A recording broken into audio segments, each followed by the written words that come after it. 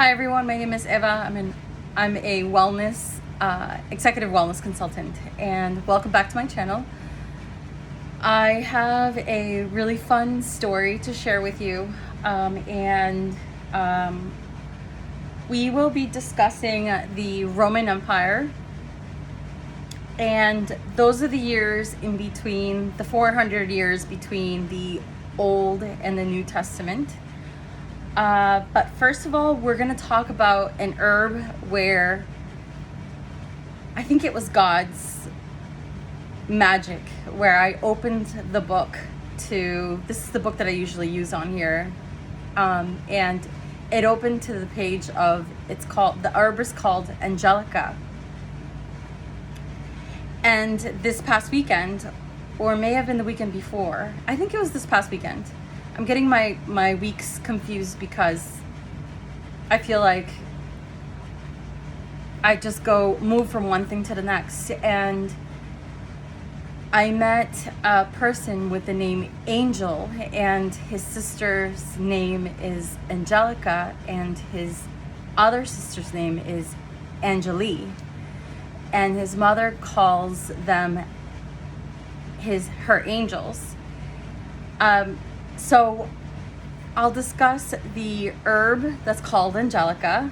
It's a huge coincidence where I just opened up the book and there it was, the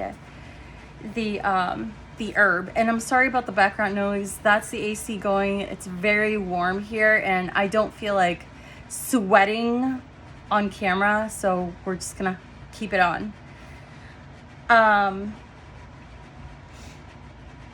So that was God's magic, and I feel his presence right before I turned on this video, and I feel his presence now, which is amazing. I'm very excited to share with you these stories of the Roman Empire, and again, the same book recommendation as I mentioned before. I'll be sharing that with you in a moment as well, and I did mention it on my previous video, but I'll share it again, because it's actually one of the librarian's favorite book. I guess you could call him a librarian. He's the person that I sometimes go to for book recommendations.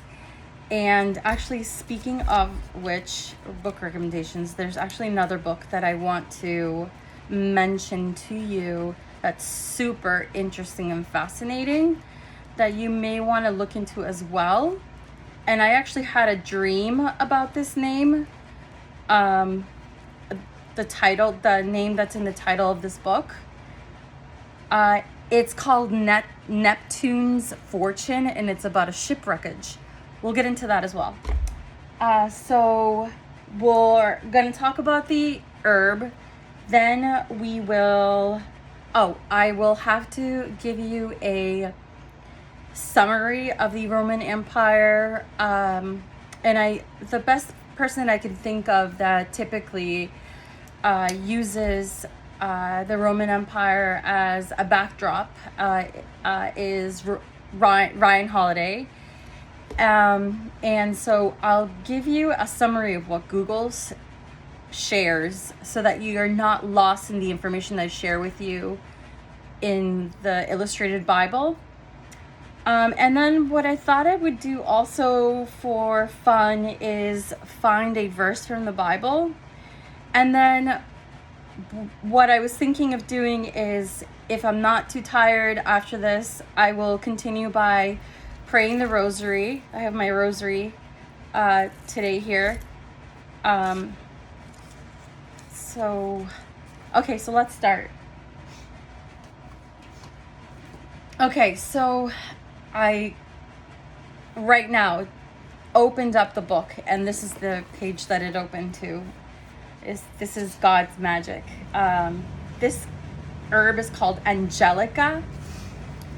And as I said this past weekend, I actually, on my way home from speaking with this person it was like a cafe that I was at, and he worked there, and on my way home, I saw a statue of a angel.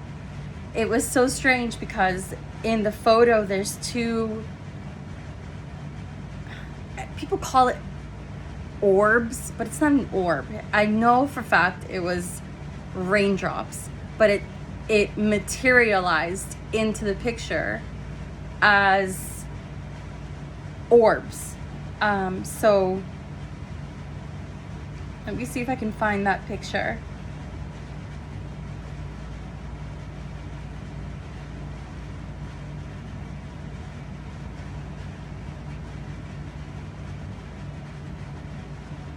Here it is.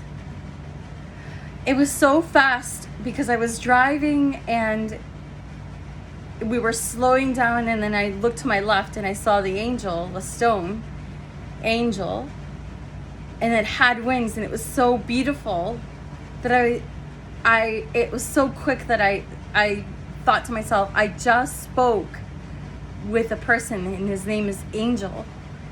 And quite literally, I felt his essence, and I told him never to change because I could feel how, in Spanish, you would say, es una dulzura. He was such a sweet, like a sweet person, gentle, kind, hospitable, and I told him never to change. And so this is the angel I saw. I'll show you what it was this past Sunday at 6:30 that I saw it. This is generally, I don't know if maybe that's a Land Rover to my left, but that's the statue right there. And then there's an orb. I'll just zoom in a sec. I'll zoom in. So you can see that that's an orb right there on the photo, and another orb on him. But I mean, they're not really orbs. I think they were raindrops on my window because it was raining or drizzling. And as I took the picture, that's how it materialized. But it's such a coincidence where exactly the orbs happen, or the sparkles of light landed right around the angel. And so I'll show you again. That's the angel's wings, that's an orb, and that's an orb right in front of it. And I'll zoom out so you can see, and then zoom in again. So isn't that like a beautiful surprise? You have to pay attention to your surroundings. You can't always ruminate. You have to live in the moment, and that's why meditation is so important, and to live in the present, because then you're missing out on these beautiful moments that God presents to you, and you have to be awake. And when I mean awake, you have to be alert. And that's one of the scientific things that scientists say that it's best to be, is to be calm and to stay alert.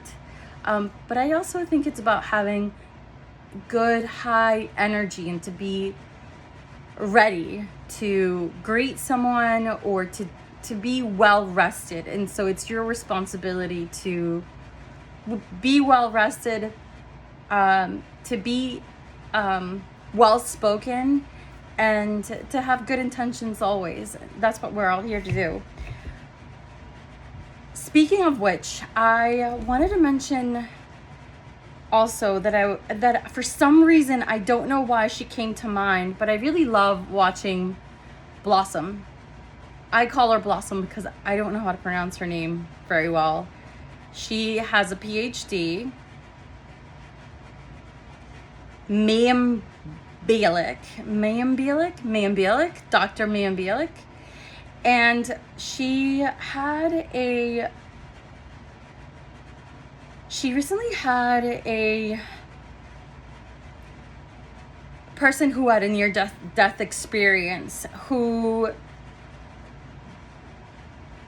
I've watched in the past, and I prayed that someone would have him on, because I love how he ends the video that I watched originally of him, Let me see if I can get his name.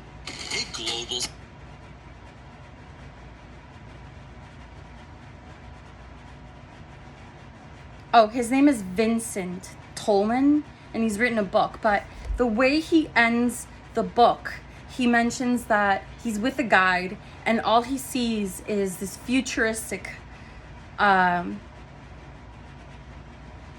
scene of buildings where I'm sure someone that is super ambitious will be able to construct something like that, a city of futuristic buildings.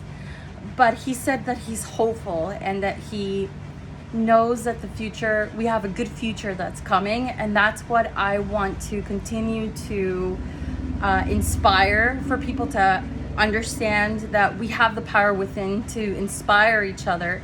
And coincidentally, I'm actually thinking of another person recently that had mentioned, I'm forgetting his name now, but if I look it up, I'll have to add it. He talks about consciousness, and he said that the way that you carry yourself here, all of us have the responsibility to carry yourselves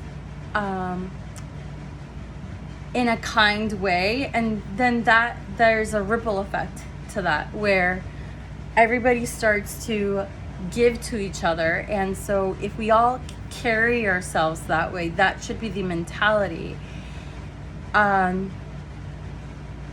We can all make a difference by living together in a more civil way. We are living more in a civil way, but even kinder. We could be even kinder to each other, because when we're kinder to each other, we're opening up possibilities, job opportunities, or business partners. And so business partners are actually watching all of us. So if we comport ourselves, if we behave in a if we behave in a good way, when we want to become partners with a business person, then they will definitely consider, because they see that we have good morale, we have good ethics. And what happens is quite the opposite. If you have bad intentions, they're not going to want to do business with you. So it's in your best interest to always do the right thing, and to always mentally, if you have difficulty from not being able to, if you ruminate often, if you have negative thoughts, the way to move away from that is to replace it with a good thought. And the only way that I really have felt that it helps is by praying the rosary, quite honestly. Because it replaces, it's kind of that default that your mind is set to when you're waiting in line, where you are standing quietly and you're listening to the other person. Always what happens is that person most likely sometimes is able to think of 3 different things at the same time. So if you calm the mind with prayer, and you're praying and you're reciting the rosary, for example, what happens is that you're calming yourself, and then the other person can feel that. They don't know what it is, but they feel calmer in your presence. Therefore, they're going to want more of that energy. So I invite you to add that to one of your habits, as far as praying either in the morning or at nights, with the rosary or without, preferably with the rosary. And if you ever want to get baptized, I think that would be really smart and intelligent, because I guess that's the only way to get into heaven, but there might be other ways. I don't know of them yet. But if you're Catholic, that's what I've been told. It's best to get baptized and then go through the sacraments so that you're all set. Okay, so if I can get you the name of the book also here, of the person I was telling you about. Vinny that had that near-death experience. And I was telling you about Dr. Mia Balick. She had him on, Vincent Tolman. I would look for, it says it's called Dead for 90 Minutes. A miracle brought him back with 10 messages to help humanity. Vincent Tolman. And he had a hard childhood, and he's written a book, but he is a ball of sweetness. He's one of the sweetest people, and he had a hard childhood, but he still made it through. And no matter what, nothing could harden his heart. And I, in a way, I feel can relate to that, where everything around you tries to harden your heart, but if you soften it, you're allowing for more attractive things to come towards you. So it's in your best interest to be more gentle with yourself and other people and things around you, and your own possessions also. If I can get you the name of his book, I will add it to the description box below. But again, the title of this YouTube video where she had him on is Dead for 90 Minutes. And I did not finish it entirely, which is too bad, but I'm planning to finish the last 30 minutes. It was just getting way too late, and it was past midnight when I was watching this, which is terrible, but I really love learning from her. She's been one of my favorite people ever since she was on the TV show Blossom. And all I know her as is Blossom. I think we should just change her name to Blossom so we all know who she is. Okay, yes, so the name of this video is called Dead for 90 Minutes. A miracle brought him back with 10 messages to help humanity. Vincent Tolman. One of the messages actually he mentions is, I think he mentions it's the first one, to be your most authentic self. And I think there could be a debate around being authentic, because what is his name? Seth Godin mentions that you could be your most authentic self with your family. You can be your most authentic self with business partners. You can be your most authentic self with friends. So it's hard to be super authentic. But I think I'm my most authentic when I'm with those type of people. They bring something out of you that I cannot not be myself.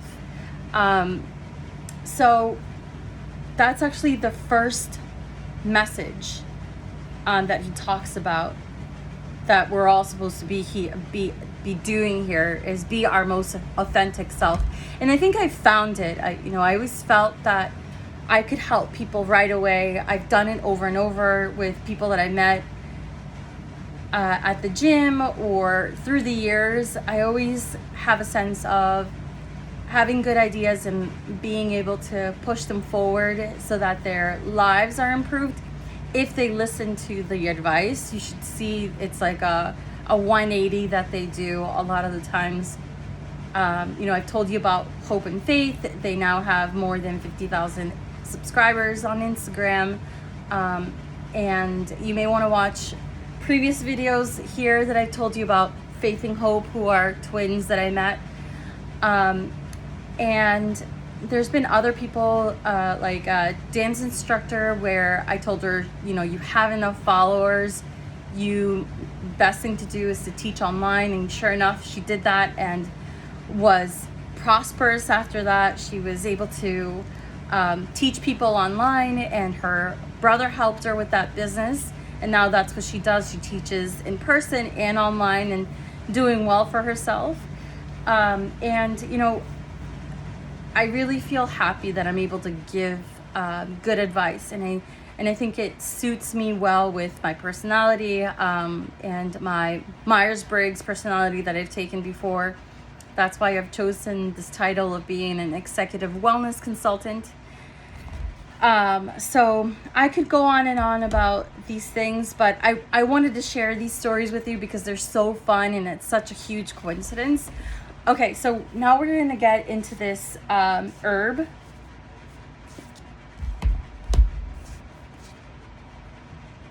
So this herb, they have a picture of this at the bottom. I have not read this. Heads up. We'll see how this goes. That's the name. That's what it looks like. Whatever that is, that it's the herb. And I have not read this, so let's see what it says. It does. Angelica. So several Angelica spices are used in Ayurvedic and Chinese medicine, as well as in herbalism and aromatherapy. Ayurvedic practitioners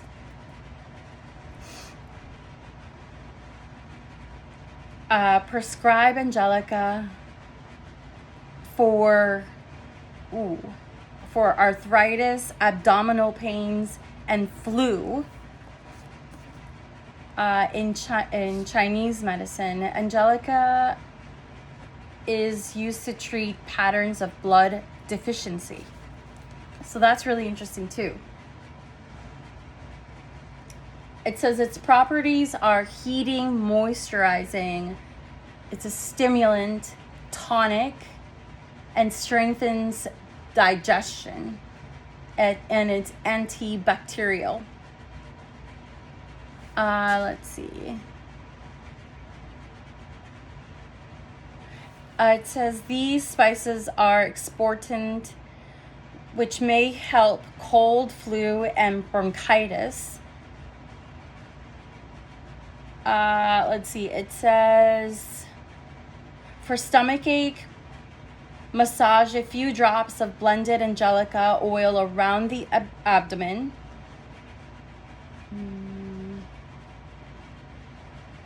So also use these spices for anemia, headaches, arthritis, poor circulation, poor blood clotting, and poor liver function. It says here, notes and dosages. We're on the last part. The root, leaves, and seeds may all be used depending on the spice on the recipe.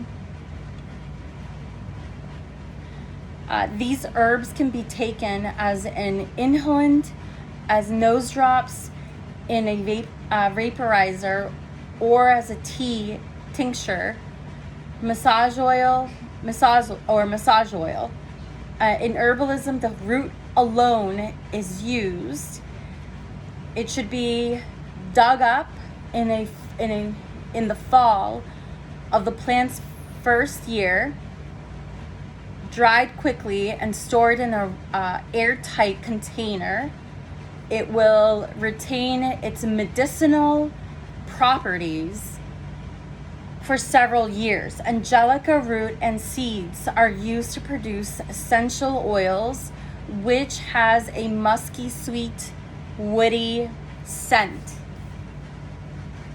So there you go, Angelica, which is such a coincidence, because again, I just met a brother and a sister, and I didn't tell you, the sister was standing there too. The sister works at the cafe. Her name is Angelica. The brother's name is Angel, and they have a third sister, and her name is Angelique. It sounds a lot like Angelina Jolie, which is incredible. So there you go. That's God's magic.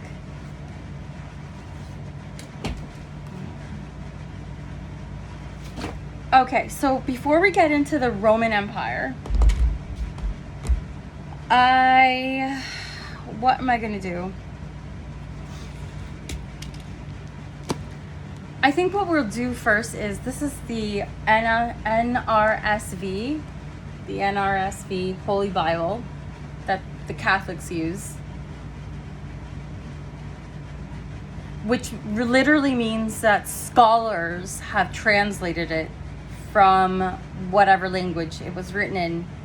And so it was scholars, not anybody, not your average person, not a priest. It was actual scholars who were able to translate it.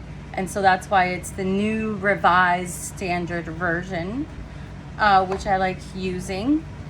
And I was recommended to use. But I feel like I want to kind of do something like a surprise and just see what God has for us here. I'm just going to flip to a page.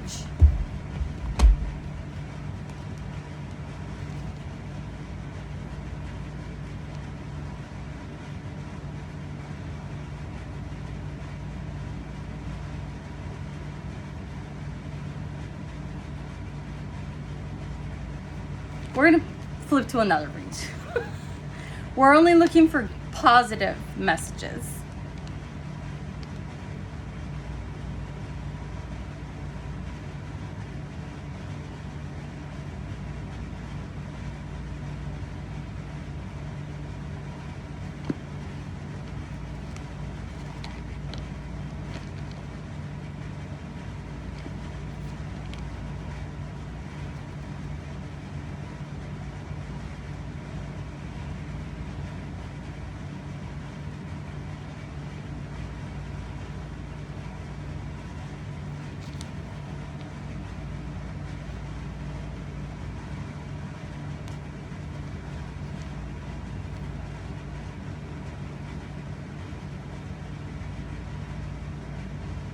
This is really interesting. This is Mark. I landed on Mark 9:33 and Mark 10:52. But there's several messages here.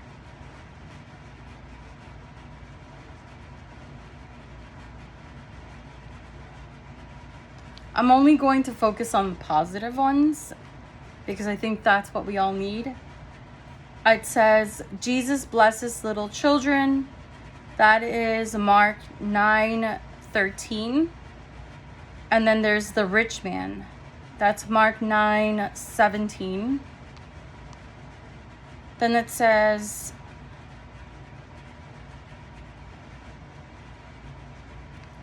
Mark 10.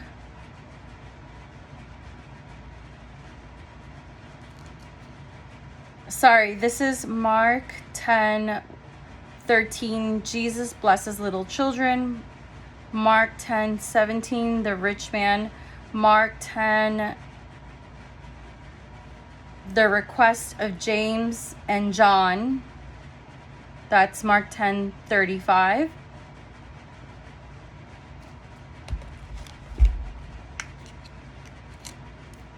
I'm popping in a, what is this? Breath strip from CVS Health. They taste like Listerine. And this is just a jug of water from Target. I know I've said this before, but it reminds me of Natasha Ocean. The colors on it. Okay, so which one should I read to you? I think Jesus blesses little children. It's a short verse. But I actually have never read the request of James and John. That would be interesting to read. So we're going to bookmark this.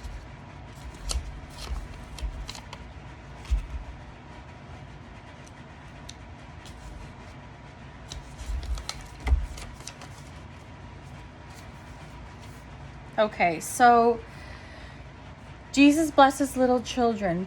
People were bringing children to him in order that he might touch them, and the disciples spoke sternly to them. But when Jesus saw this, he was indignant and said to them, "Let the children come to me, do not stop them, for it is to such as these, that the kingdom of God belongs. Truly I tell you, whoever does not receive the kingdom of God, a little child, will never enter it. I'm going to read that again. Truly I tell you, whoever does not receive the kingdom of God as a little child will never enter it. So you have to receive the kingdom of God. And he took them up in his arms, laid his hands on them, and blessed them. So that's the verse.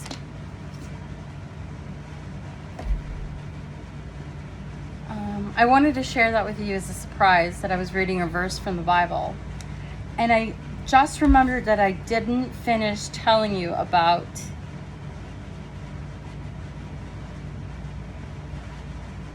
this book called Neptune's Fortune. So I don't know if I mentioned this before. I had a dream about being on the planet Neptune. And that, I think it was that day or day later, I went to the bookstore and there was the book with the title Neptune. And it was the book called Neptune's Fortune. It was a huge coincidence.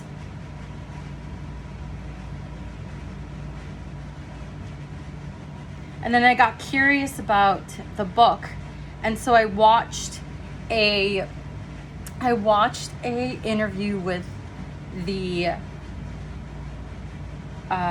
author, and the author's name is Julian Sancton, and he was really interesting to watch. He said that he comes from a family of authors, and he explained how he went about writing the book called Neptune's Fortune. And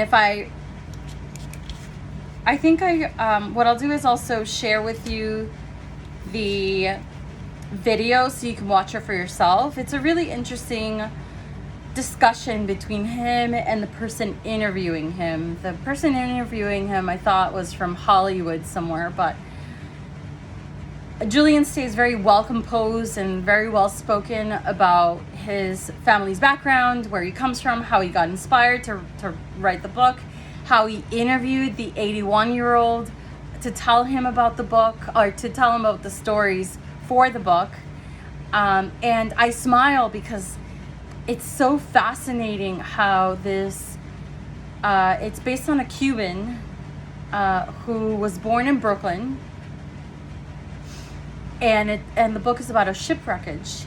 And let me see if I can read the summary here for you.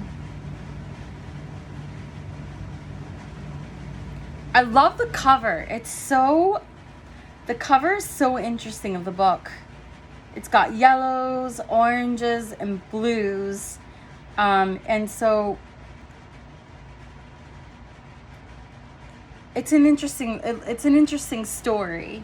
So I'll read you the summary, and anything that comes to mind about the discussion he had with this person, I'll share with you, but I'll also share the video so you can watch it yourself. And I'm quickly jotting this down so that I don't forget to add this to the description box below for you. So this is the summary. It says, Neptune's Fortune. Oh, let me show you the cover. Sorry, because I know I've been telling you about the cover, how amazing it looks. So it's Neptune's Fortune, the billion-dollar shipwreck, and the ghosts of the Spanish Empire. That's by Julian Sancton.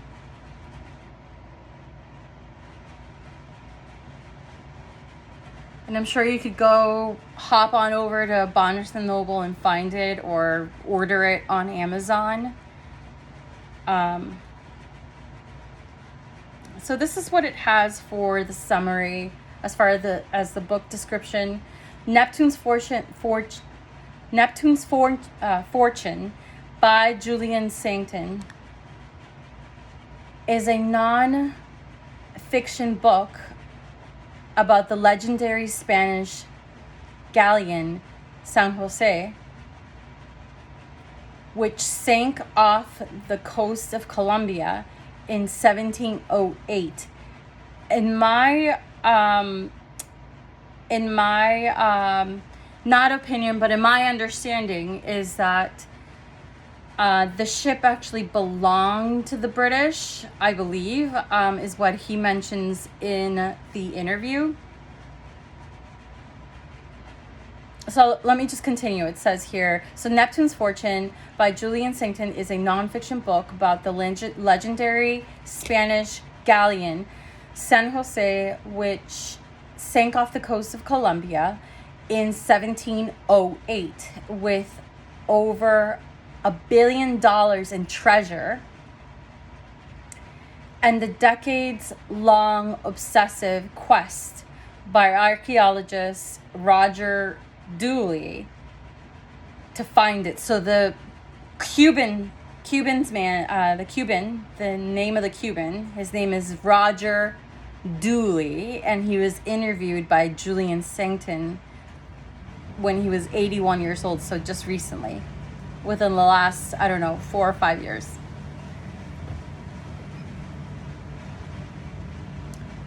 It says, published in January 2026, the book details the ship history, the naval battle.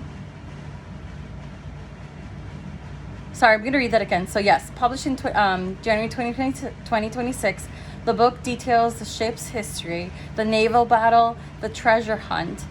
So what's so fun is that you know of boys, or just in general, people are curious, hunting for this treasure, and in the interview, they mentioned that Julian mentions that when he finds it, is that what they're really looking for is something about a dolphin on the back of a gun, or on the back of a cannon. I'm gonna have to rewatch the interview, but he mentions that they're looking for a symbol of a dolphin, and once they find it, they know that they found the right shipwreckage. So Roger was so confident that he would find the shipwreckage. He did 2 voyages to find it, and on the second one, at the very end, he was able to find it. He was being filmed, so they film his face as he finds out that he sees this dolphin that he was looking for, the symbol of a dolphin, on the back of, it's either a gun or a cannon, I believe. I don't know. And he finds it. So what is most fascinating about this book is that Roger, during that time, I think it may have been based in the 70s or 80s. I think it was the 80s, where he needed to convince 3 different parties to help him. One, it was a hedge fund company from Britain that he needed to communicate with to fund the whole expedition. And then 2, this is where your communication skills kick in, and so that would be very interesting to read the book, how he went about doing that, because it's about communicating in the other person's language and their perspective to get what you're looking for, to help everyone, I guess, at the end of the day, win that treasure of $1 billion. So, which is what he was looking for. But I think it was more the historical part, and more about the chase and the hunt behind finding the shipwreckage, which makes it a lot more fun, and it makes it more, I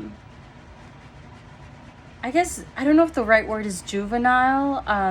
It makes you feel like a child inside, where it's like a treasure hunt. You're really looking for a treasure. But he convinced some sort of marine biology company to take him down to look for that shipwreckage. And then he also convinced, and that was out of Massachusetts, because I think they're one of the biggest or something of that sort. And then Roger, again, he needed to convince someone else. I don't remember what other party he needed to convince. Goodness, I think it may have been the family in Cuba, or maybe that area too. He needed to convince to be able to look for that shipwreckage. So he did a lot of work, and it's very impressive. So it'd be interesting to understand how he went about with his communication skills, and how he went about convincing all three parties, and maybe even possibly more people to be able to find that shipwreckage. So I'll continue here. It says, it was published in January 2026. The book details the ship's history, the naval battle, the treasure hunt, the complex ethical and legal battles over the wreck, blending history, adventure, and modern day conflict. The ship, and so there's 4 bullets. It says, key aspects of the book: the ship, the San Jose, a Spanish galleon laden with gold, silver, and jewels from the New World, sank in a battle with British ships. So apparently there was also British ships down there. Bullet number 2, the quest. It follows the story of Roger Dooley, who after discovering clues in the Spanish archive in the 1980s, dedicated his life to finding the wreck, often called the Holy Grail of shipwrecks. Third bullet is themes. The narrative explores colonial history, naval warfare, modern treasure hunting, and the ethical dilemmas surrounding the cultural heritage, involving archaeologists, governments, and private slavers, salvers. I don't know what that means actually.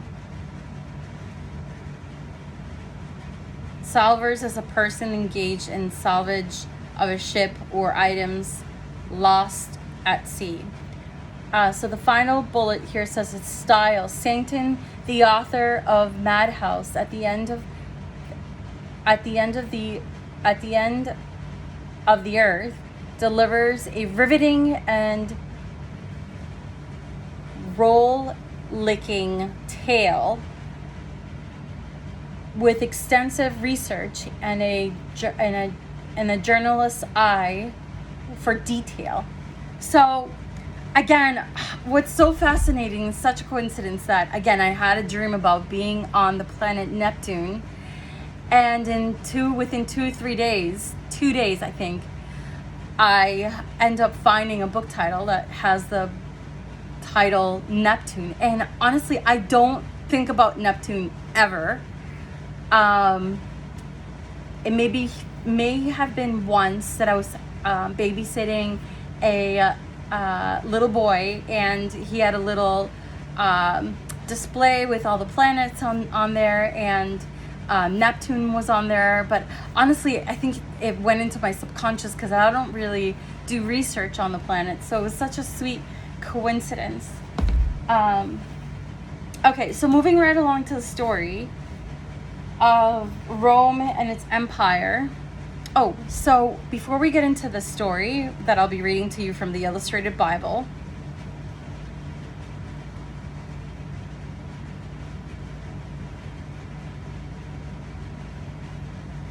I Googled best books Ryan Holiday recommends during the Roman Empire. And so this is what it lists out.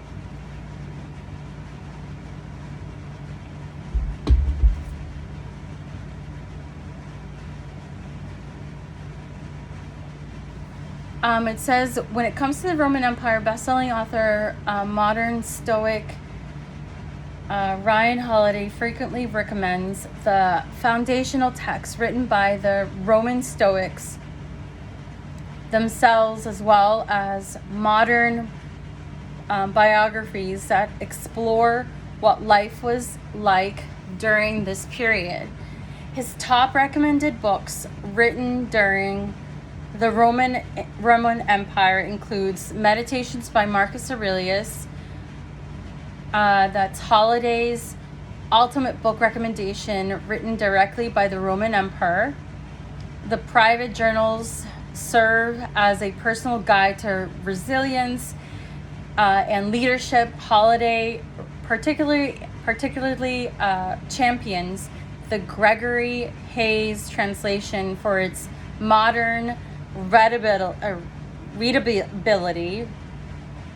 And this is second bullet says Letters from a Stoic by Seneca, which is another recommendation of Ryan Holiday's, a collection of 124 letters written by the Roman statesman and the philosopher to his friend. Oh, I don't know how to pronounce this.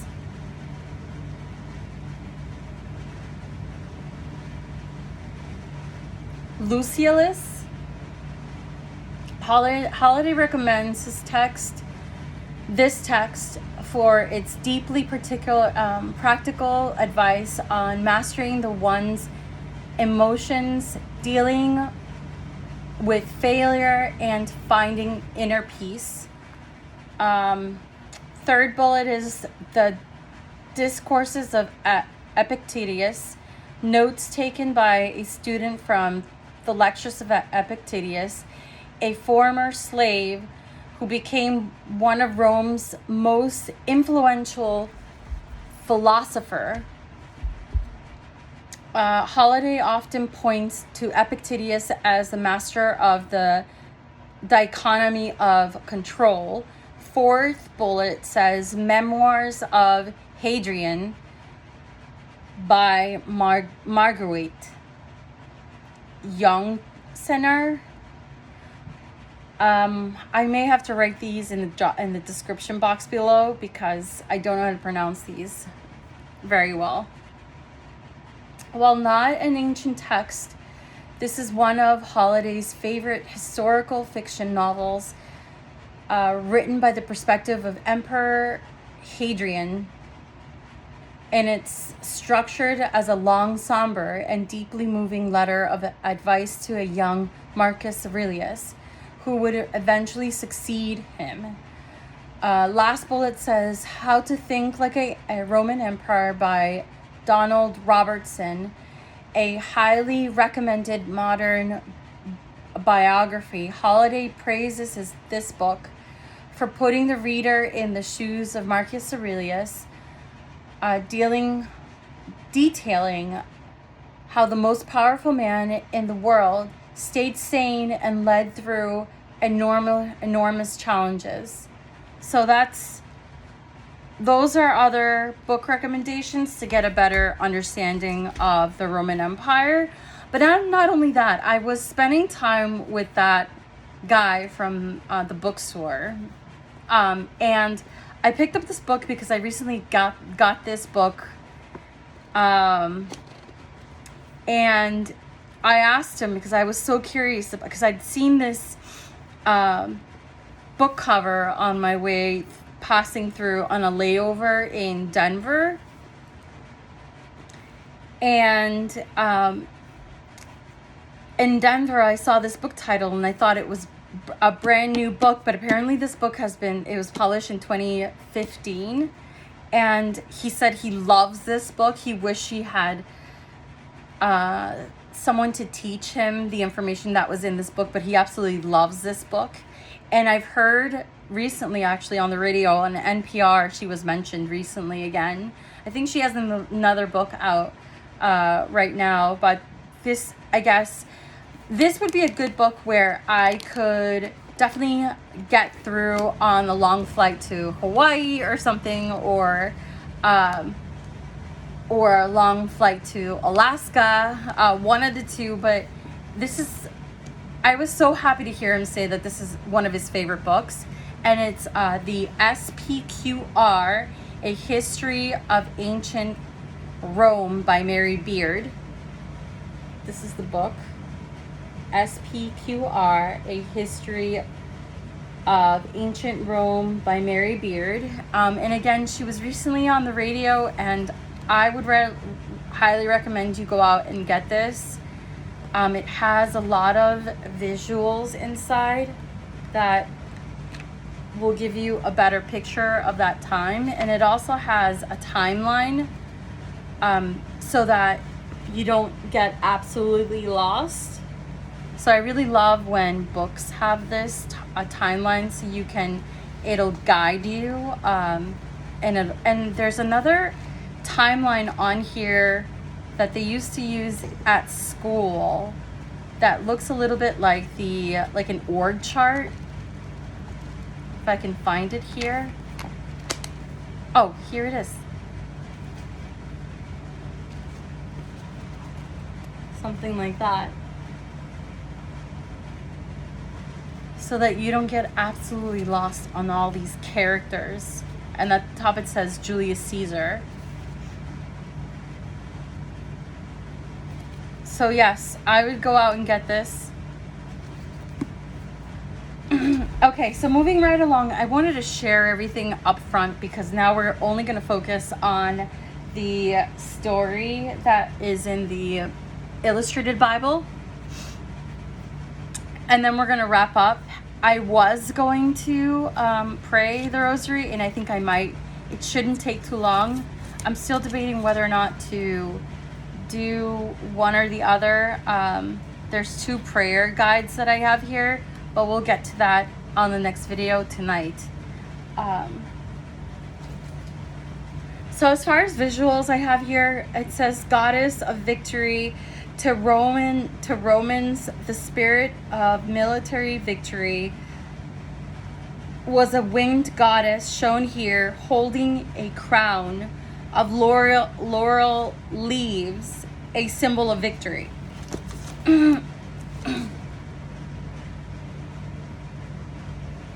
So there's an angel. Again, a coincidence. I didn't even notice that was there. And then it has a graph of the Roman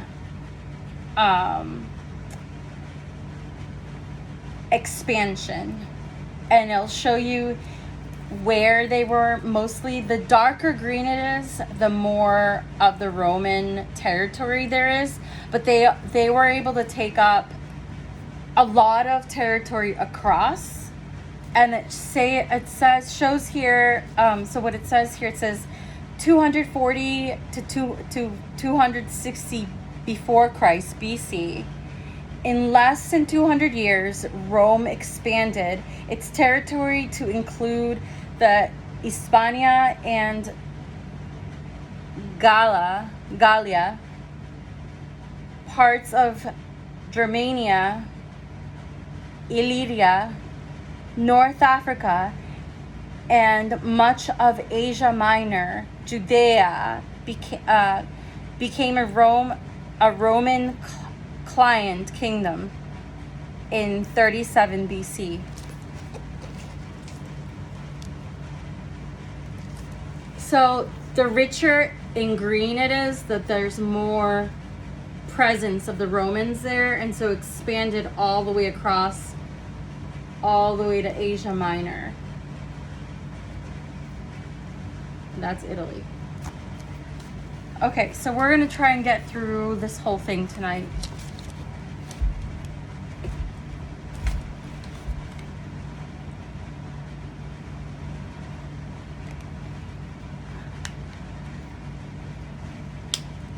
Need another mint.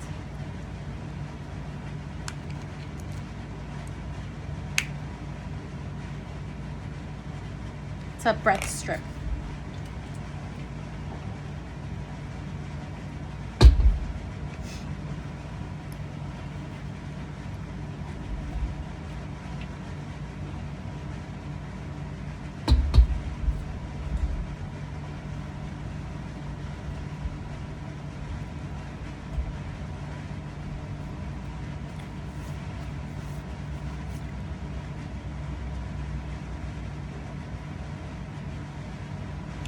I read this a couple of days ago, so we'll see how this goes.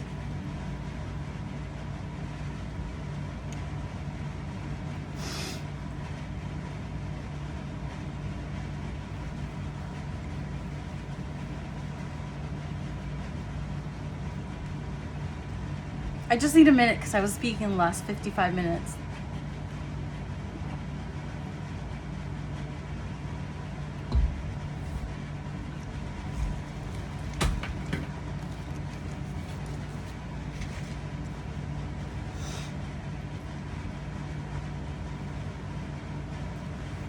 What you could also do too for learning about the Roman Empire is go on to Hillsdale. It's an online college also that you can take courses on there. Or you could just check out Boston College as well. They have a lot of great courses that are religious that you might be interested in. Okay, so it says Rome and its empire. Finally, it says, quote, finally there will be a fourth kingdom strong as iron, and as iron breaks things to pieces, so it will crush and break all the others. Daniel 2:40. So just keep in mind about what just happened. I finished explaining to you that there was that Hellenization, the takeover of Greece, and now the Romans are coming in, and Rome is taking over a lot of territory. And we've already explained the timeline of this. This is 240 to 260 BC.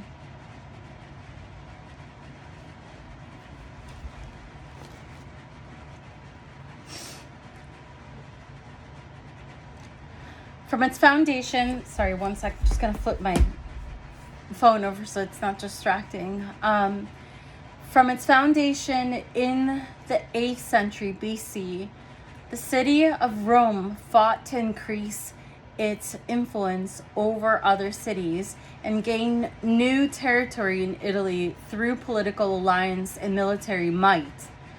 By 240 BC, the Romans controlled most of the Italian peninsula. Victory in the First Punic War, 264 to 241 BC, against the North American power of Carthage, had brought Sicily under Roman rule. Victory in the Second Punic War meant that by 202 BC, Rome also controlled Sardinia and parts of Spain. By 120 BC, Greece and parts of Asia Minor had become Rome's provinces. Much of Rome's expansion was due to the ambitions of its generals, Pompey. We'll read that again. Much of Rome's expansion was due to the ambitions of its generals. Pompey, for example, exercised huge authority in the East, imposing Rome's direct control over much of Asia Minor. By 65 BC and 64 BC, he disposed Antioch, and Antioch, I think, is a bad guy. Antioch is a bad guy. We established that in the previous video that I did for you about Greece. The last Seleucids, also the Seleucids weren't good either. King, making Syria a Roman province. This together with the Did I say American before? I meant to say African. North African power of Carthage. I can't see very well. There's really bad lighting in here. Apologies. I've corrected myself though. This, together with North African territories gained in 96 BC, meant Rome's power throughout the Mediterranean region was unrivaled. it says Rome and Judea. Following his victory in Syria in 63 BC, Pompey became involved in the civil war in Judea. The Hasmonean brothers, Hyrcanus, who supported the Pharisees, and Aristobulus, were fighting over the right to rule in Jerusalem. Pompey intervened on Hyrcanus' behalf and laid siege to the city. I'm going to read that again. The Hasmonean brothers, Hyrcanus, who supported the Pharisees, and the Aristobulus, a Sadducee, were fighting over the right to rule in Jerusalem. Pompey intervened in Hyrcanus' behalf and laid siege to the city, resulting in much destruction and loss of Jewish life. After 3 months, Jerusalem fell. On entering the city, Pompey went into the temple and viewed its treasures, something that only the high priests were permitted to do under Jewish law. However, the Romans did not loot. See, the Romans did not loot, did not steal from Jerusalem. Did not steal from Jerusalem. And the next day, he ordered that it to be ritually cleansed. Although Jerusalem was permitted some independence under Hyrcanus' leadership, it was placed under Roman's governmentship and forced to pay tribute. Okay. We're on the last 3 sections. From Republic to Empire, Rome was a republic for almost 500 years. Until 27 BC, conflicting political interests in Rome led to 3 civil wars in the 1st century BC, which threatened to undermine the republic's position on the world stage. The final civil war was fought between the supporters of Julius Caesar and Pompey in 49 and 45 BC. Caesar's victories over his rivals and his reformation of the army led to him being declared dictator in 48 BC and in 44 BC. He was given the office for life, but was murdered shortly thereafter. In 43 BC, Caesar's great-nephew and adopted son, Octavian.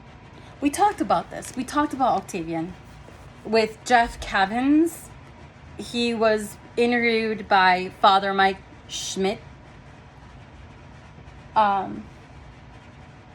Okay, so in 43 BC, Caesar's great-nephew and adopted son, Octavian, took power with Mark Antony, not Jennifer Lopez's husband. This was a different Mark Antony, another ruler of the where's my notebook? There's a notebook with triumphant. I want to Google it so you know that there was 3 rulers during that time.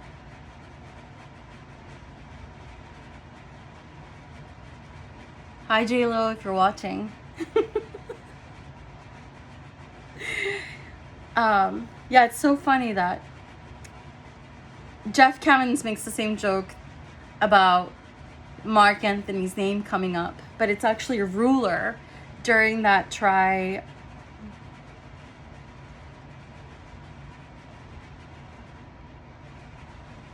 here it is. So the triumvirate is a political reign or governing body dominated by 3 individuals who share authority and responsibility. This is what Jeff Cavins explained. The arrangement can be formal, legally recognized, or informal, and while the leaders are nominally equal, the actual distribution of power often varies. So what happened was Mark Antony and Octavian go to war, and Octavian wins. Sorry, I'm closing my eyes for recollection. And Octavian is renamed as Augustus. Let me Google that.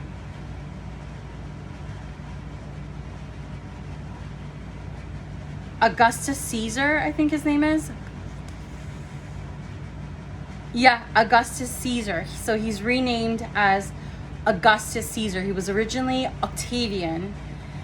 And it says here, he was the founder of the Roman Empire and first Roman emperor. And there were three things that were important about Octavian, or Augustus Caesar taking over. He was known as the Prince of Peace.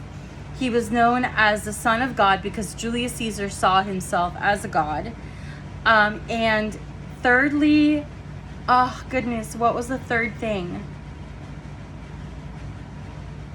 He was seen as the Son of God. Oh, and the son of the person of good news. He would bring good news to people. So he was the Prince of Peace is what he was. So that was how he was viewed. And so all of that, it sets the stage for the coming of Jesus, who was also known as the Prince of Peace, the Son of God, and the person who would bring in good news to everyone. Okay, I'm almost done. I'm on the second half of this. So when Mark Antony lost public support due to his relationship with Cleopatra, the Egyptian queen, Octavian seized his opportunity. He defeated them in battle and made Egypt a Roman province. By 30 BC, Octavian was sole ruler of the Roman world. So all of this portion here of Rome, all that in green, it says Augustus Empire after death 14. So AD 14. That's what it shows. By the time Augustus' death in AD 14, the Roman Empire had gained territories in all directions, but further expansion was yet to come. It says here, by 30 BC, Octavian was sole ruler of the Roman world. Knowing that Romans hated the idea of kings, Octavian proclaimed the restoration of the Republic in 27 BC, with himself as its first or leading citizen, when the Senate responded by giving him several powers and the title Augustus. He became, in effect, the first emperor of Rome, Augustus Caesar. Okay, last two sections. This is the Herods, and I always intended to read about the Herods. There's not sure, it's a temple. That's what was built, and it has to do with the Herods, but we'll get to that at some point.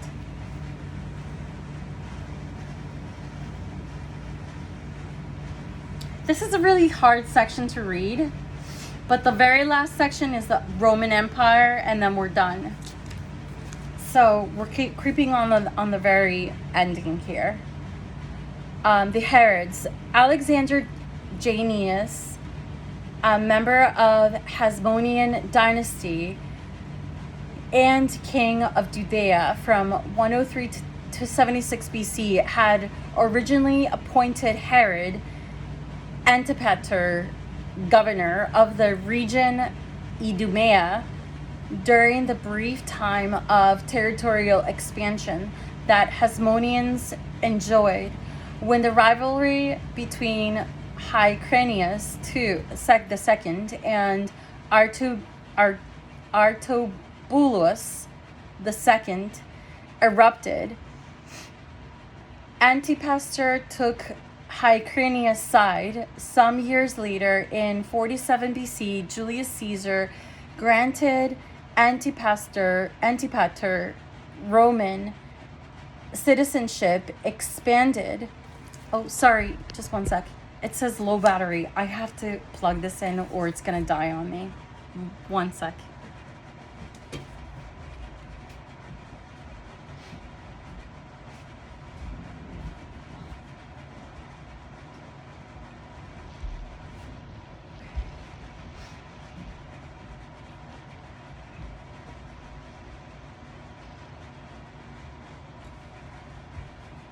Okay, one more second.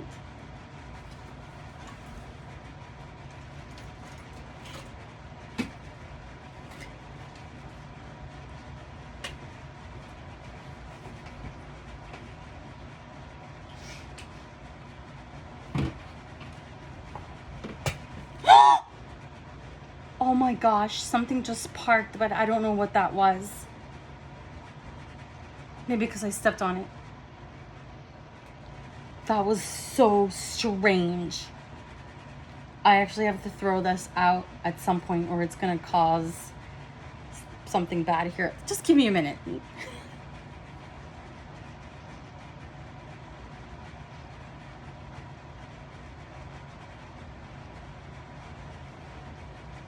It seems to be fine. We'll just leave it.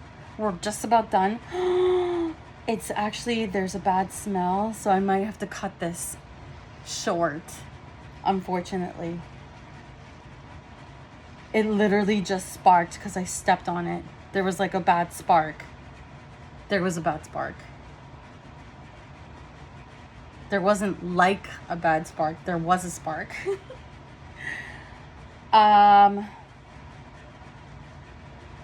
Okay, there's nothing going on yet.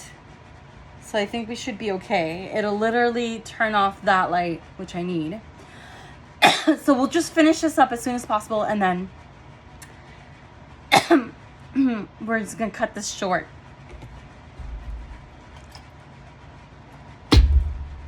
Well, that was unexpected.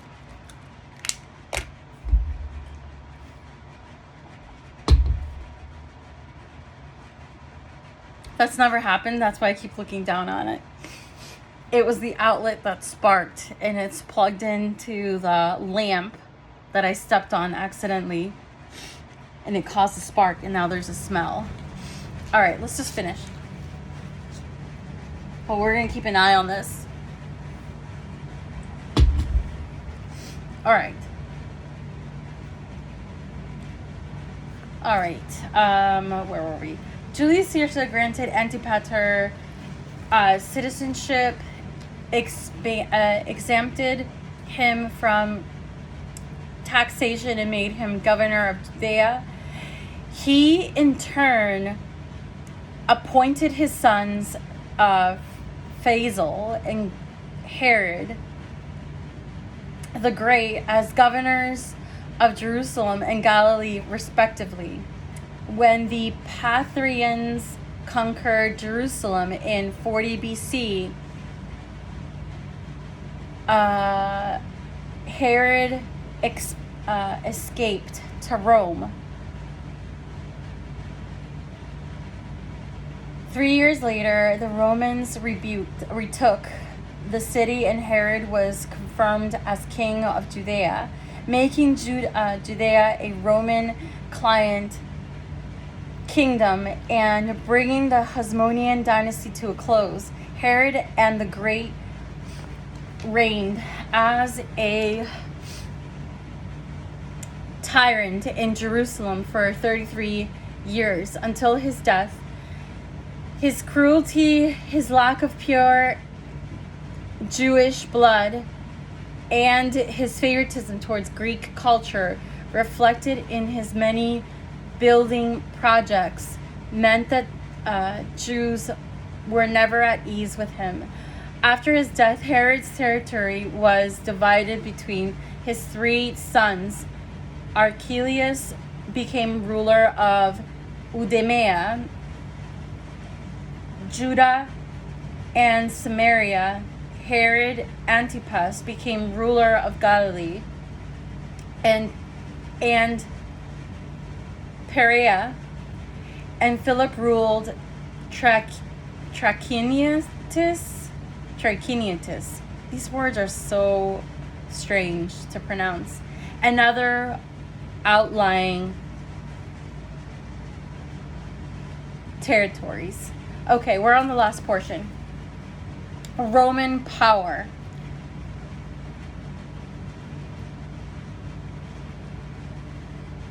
Rome used various means besides military might to ensure stability and peace throughout its empire. It used diplomacy to enable subject states to negotiate their own rights and privileges, and built loyalty by granting Roman citizenship to some people in its territories. Rome also imposed a common system of justice for its citizens. The Romans built a vast network of robust roads connecting the empire's towns and provinces. Pompey also improved travel conditions in the Mediterranean by clearing the sea of pirates. These measures promoted growing prosperity through trade, and also facilitated the spread of gospel by early Christians. The end. The end.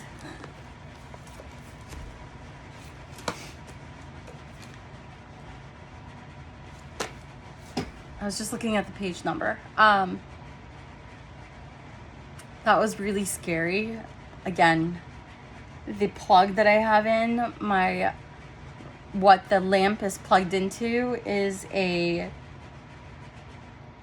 extension, I guess it's called, and I stepped on it and it sparked. So I have to remove it before it burns everything. It's just burnt right now, but nothing's happening. So we're going to turn this off.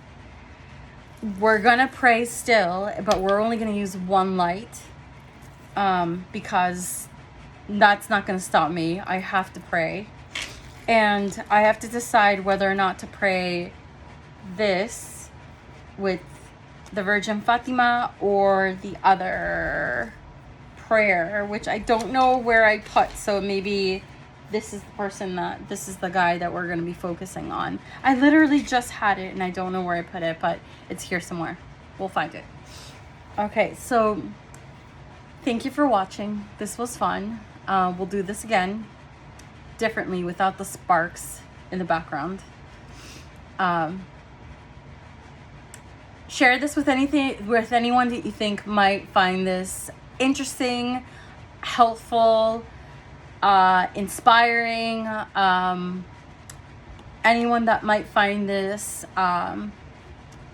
intriguing, and again, I recommend those books, and you can tell them about the fun coincidences that I had this past weekend, and then again, keep your eyes open, be in the present, be in the moment, look around in your surroundings, enjoy nature, the natural things in life, the breeze, the leaves, the different animals that appear out of nowhere.